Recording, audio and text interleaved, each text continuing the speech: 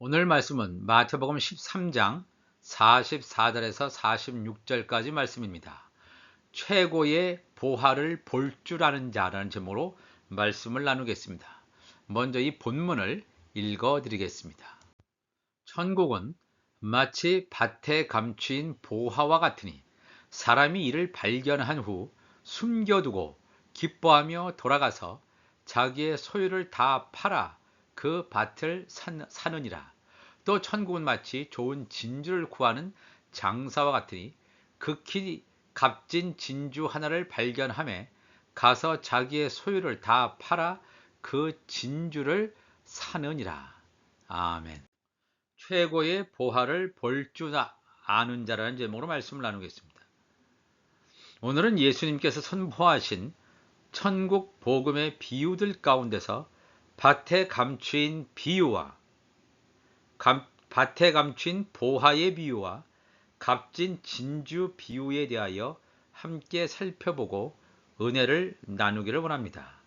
먼저 밭에 감춘 보화의 비유를 들여다보면 천국은 마치 밭에 감춘 보화와 같으니 사람이 이를 발견한 후 숨겨두고 기뻐하며 돌아가서 자기의 소유를 다 팔아 그 밭을 샀다고 기록하고 있습니다. 이 밭의 이미지는 세상 밭으로 이해할 수 있습니다. 세상 밭에 감추어진 보화의 이미지는 철저히 자신을 드러내기를 거부하고 의도적으로 꽁꽁 은폐하려는 것처럼 읽혀집니다. 이 본문에서 보화라고 하는 것은 분명 천국 복음, 하나님의 말씀, 즉 예수 그리스도로 이해해 볼 수 있는데, 그런데 왜 하나님의 말씀, 예수 그리스도가 사람들의 시선을 거부하는 것처럼 자신의 모습을 드러내지 않고 오히려 감추려고 했는지 얼뜻 이해가 가지 않을 수 있습니다. 왜냐하면 천국 복음은 이미 씨 뿌리는 자의 비유에서 살펴본 것처럼 좋은 땅에 떨어진 씨앗만이 온전한 열매를 맺을 수 있기 때문에 정말 보화에 관심이 있고 그 보화를 위해서 자신의 전 인생을 다 걸 수 있는 정도의 진정성이 있는 사람만이 발견할 수 있다는 교훈을 주기 때문입니다. 믿음은 모든 자의 것이 아니라고 성경은 증거하고 있습니다. 모든 사람들이 다 예수님을 믿고 구원을 받아야 하지만 실상은 구원받지 못하는 사람들이 훨씬 많다는 사실입니다. 이 밭 속에 얼마나 귀한 보물이 있는지 전혀 알 수 없습니다. 하물며 눈에 보여지지 않는 보화를 찾아 나선다는 것은 매우 무모한 일처럼 보일 것입니다. 세상 사람들의 조롱, 비웃음을 다 감내하면서 찾아다니는 끊임없는 지난한 삶의 과정을 반복하면서 마침내 보화를 발견한 순간 조용히 떠들지 않고 팠던 흙을 다시 묻고 그곳에 보화가 없었던 것처럼 자신이 팠던 흔적을 완전히 지우고 일단 기뻐서 집으로 돌아갑니다. 참 놀라운 사실은 감추어진 보화가 천국 복음이라면, 즉 예수 그리스도라면 왜 이것을 발견한 사람이 이것을 모르는 사람들에게 빨리 알려서 함께 기쁨을 나누지 않고 그들이 볼 수 없도록 다시 묻어두고 집으로 돌아왔는지 궁금할 것입니다. 마태복음 13장 10절 가보면 제자들이 예수께 나와 이르되 어찌하여 그들에게 비유로 말씀하시나이까? 대답하여 이르시되 천국의 비밀을 아는 것이 너희에게는 허락되었으나, 예수님의 제자들 이너서클 너희에게는 허락되었으나 그들에게는, 너희들 이외의 외인들에게는 아니 되었나니 무릇 있는 자는 받아 넉넉하게 되되 없는 자는 그 있는 것도 빼앗기리라. 그러므로 내가 그들에게 비유로 말하는 것은 그들이 보아도 보지 못하며 들어도 듣지 못하며 깨닫지 못함이니라. 심지어 마가복음에서는 그것을 깨닫지 못함으로 말미암아 죄를 사하지 못하게 하기 위함이다 라고까지 말씀은 증거하고 있습니다. 참 놀라운 말씀이죠. 놀라운 말씀입니다. 밭에 감추어진 이 보화라고 하는 것은 자신이 가지고 있는 일부분의 소유물로 다 살 수 없다는 것을 이 사람은 일찌감치 깨닫습니다. 그렇기 때문에 자신이 가지고 있는 소유물 전부를 다 팔기로 결심합니다. 이것을 아까워하지도 않습니다. 천국 복음은 나의 소유의 일부분을 요구하는 것이 아니라 나의 존재 전부의 값을 치르고 사야 하는 엄청난 보화라고 하는 거죠. 천국 복음, 예수 그리스도, 하나님의 말씀은 내가 가지고 있는 전 존재, 전 소유물 다, 이것을 다 완전히 쏟아 붓고 그 예수 그리스도를 사야 되는, 하나님의 말씀을 사야 된다는 것입니다. 천국 복음은 또한 모든 사람들이 함께 나눌 수 있는 것이 아닙니다. 이상하게 들릴지도 모르겠습니다만 밭에 감추어진 보화를 발견한 이 사람은 자신의 소유물을 다 판 후에 밭에 있는 보화만을 구입한 것이 아닙니다. 보화를 포함하고 있는 밭 전체를 샀음을 주목해야 합니다. 이 말은 보화, 즉 천국 복음에 관심 없는 사람들에게는 전혀 알려지지 않는다는 것입니다. 보화만 끄집어내서 샀다면 그 밭에 있던 보화의 존재가 드러날 수도 있지만 밭을 사버렸기 때문에 일상적으로 행해지는 매매 행위쯤으로, 즉 세상의 이목을 끌지 못하는 평범한 일상사로 보여졌기 때문입니다. 세상의 관심, 세상의 이목을 철저히 차단한 채 밭을 삼으로 밭 속에 감추어져 있는 보화의 존재조차 세상에 알려지지 않게 되고 그 밭을 산 사람만 알게 되는 참으로 아이러니한 일이 발생한다는 것입니다. 천국 복음은 분명하게 세상에 알려주고 선포되어주고 선교 활동을 통해서 열방에 전해져야 합니다. 그럼에도 불구하고 천국 복음은 철저히 베일에 가려져 있고 하나님에 의해서 허락받은 자들에게만이 보여지는 신비한 감추어진 보화라는 사실을 알아야 합니다. 오늘날에 성경만큼 많이 팔리는 베스트셀러 책이 없다는 사실은 모든 사람이 동의합니다. 그런데 놀라운 사실은 그리스도인 가정이라면 적어도 몇 권의 성경책은 필수로 가지고 있을 것입니다. 그런데 가장 많이 팔리고 가정의 상비책처럼 빛이 되어 있는 하나님의 말씀인 성경이 지천에 깔려 있는데도 진정으로 이 책이 감추어져 있는 보화라는 생각에는 훨씬 미치지 못한다는 것 또한 사실입니다. 하나님의 말씀을 하나님의 의도대로 정확하게 깨닫는 사람들이 과연 얼마나 될까요? 오늘날에도 밭에 감추어진 보화인 천국 복음은 철저히 가려져 있어서 자신의 전부를 들여서 사고자 하는, 즉 하나님에 의해서 선택받은 자들 이외에는 관심조차 없이 자기 집에 있지만 먼지만 수북이 쌓이는 그러한 책임을 우리는 또한 알게 됩니다. 고린도후서 4장 7절에도 우리가 이 보배를 질그릇에 가졌으니 이는 심히 큰 능력은 하나님께 있고 우리에게 있지 아니함을 알게 하려 함이라 그랬습니다. 이 보배 예수 그리스도를 질그릇에, 하나님의 집으로 예비한 우리 육신 질그릇에 이 보배가 있다는 것입니다. 왜냐하면 이는 심히 큰 능력이 하나님께 있고 우리에게 있지 않다. 우리에게서 능력이 나오지 않습니다. 이 보배 예수 그리스도를 질그릇에 하나님의 집으로 예비한 육신 안에 가지고 있는 자, 예수 그리스도를 자기의 모든 것을 들여서 다 소유한 자, 그에게는 하나님의 능력이 나오지만 이 질그릇 같은 것에 보배이신 예수 그리스도를 소유하고 있지 않다면 하나님의 능력이 나오지 않는다는 사실을 우리가 알게 됩니다. 예수 안에는 지혜와 지식의 모든 보화가 감추어져 있다. 골로새서 2장 3절도 증거하고 있습니다. 지혜와 지식의 모든 보화, 우리 안에 예수 그리스도가 있다는 것은 하나님의 지혜가 있다는 것입니다. 하나님의 지식이 있다는 것입니다. 하나님의 지혜와 지식이, 이 놀라운 보화가 우리 안에 감춰져 있습니다.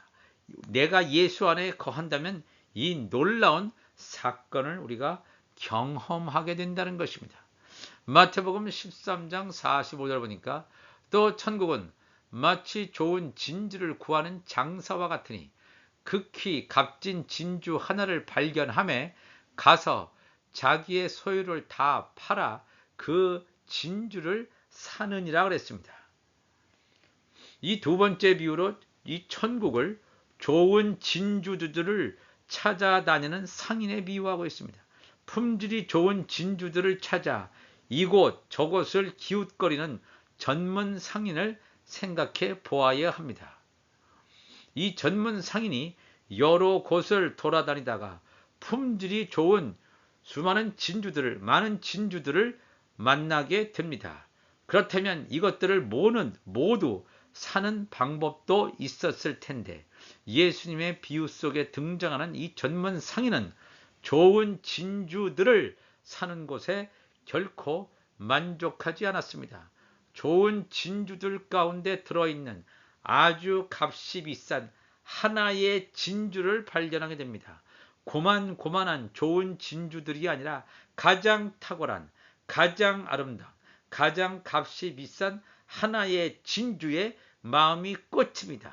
이 전문 상인의 마음을 다 빼앗아 갑니다. 예수 그리스도는 많은 좋은 진주들이 합니다. 이런 진주, 저런 진주, 예수 그리스도를 대체할 수 있는 비슷한 종류의 값을 가진 다른 종류의 진주들이 있는데 그것 가운데 하나가 예수님이 아닙니다. 다른 것들과 견줄 수 없는, 다른 것들과 비교할 수가 없는, 비교가 불가능한 최고의, 가장 값비싸고 엄청난 바로 그 최고의 진주, 바로 그분이 예수 그리스도이십니다.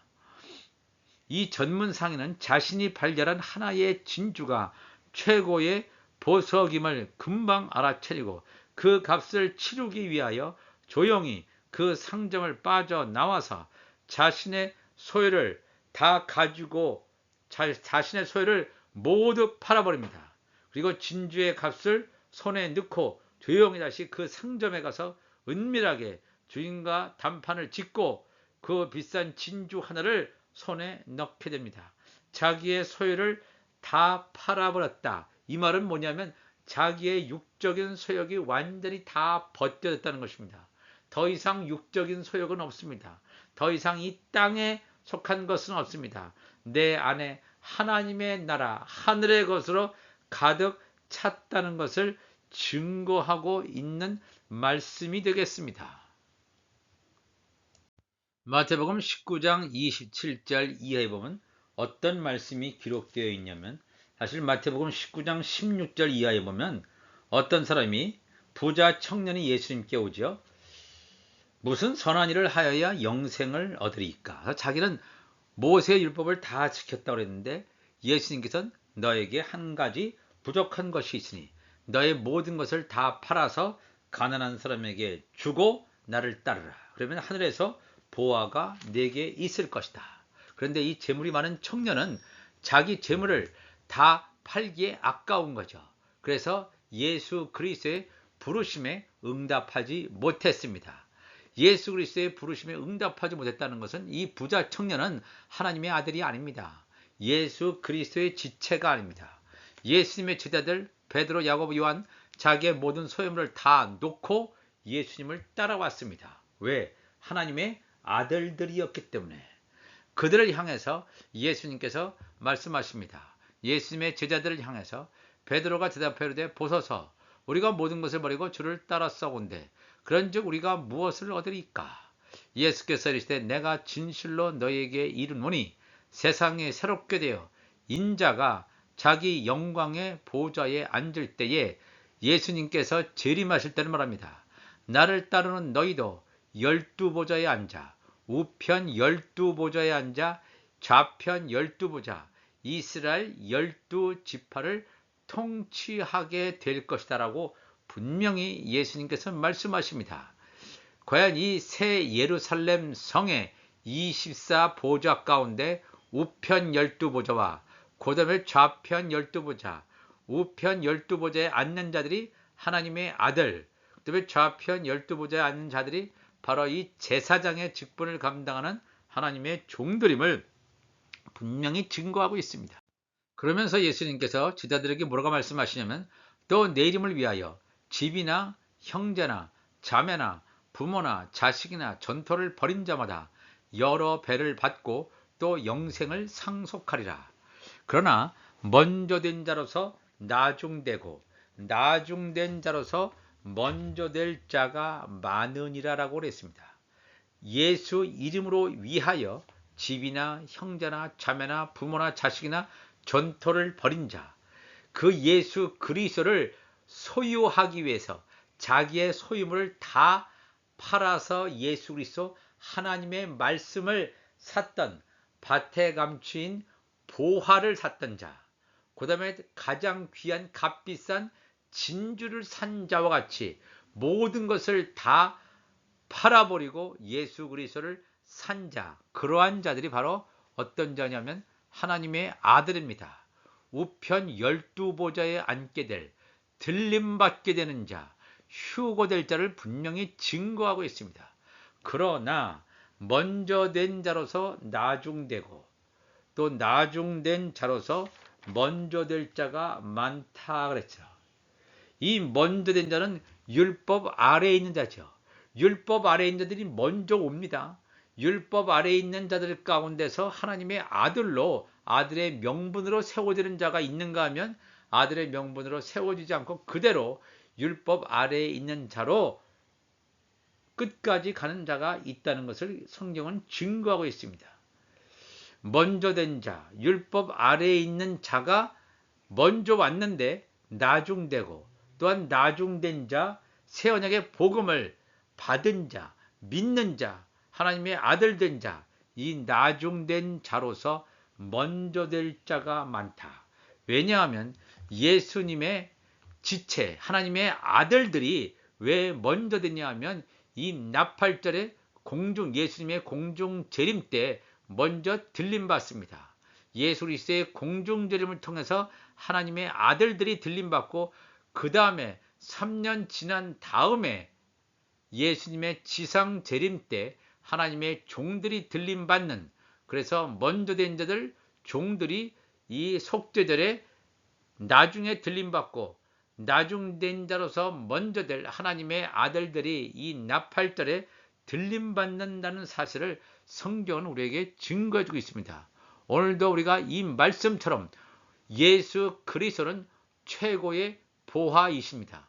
최고의 보화를 볼 줄 아는 자가 있는가 하면 최고의 보화이신 예수 그리스도를 볼 수 없는 자, 보지 못하는 자, 그런 자들이 많이 있다는 사실을 우리가 깨닫고 예수 그리스도, 우리 주변에 널려있는 성경책 가운데서 이 성경책 안에 그 창세부터 요한계시록 안에 예수 그리스도 최고의 보화가 들어있음을 깨닫고 말씀을 읽을 때 예수 그리스도의 생명의 떡을 먹고 마시는 우리 모두가 되시기를 주님의 이름으로 축원합니다. 다 같이 기도하시겠습니다.